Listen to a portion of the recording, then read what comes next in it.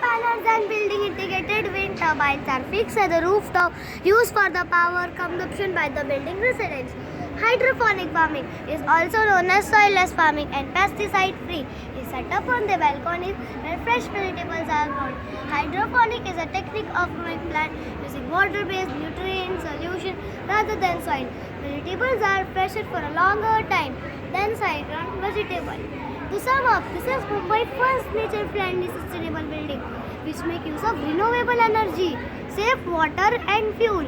It takes 5-step process to add greenery to the planet. It also takes into account the rising global warming and its effect on our planet and our lives, and hence adopting the technology which use lower carbon emission from renewable energy source to green space and recycled material.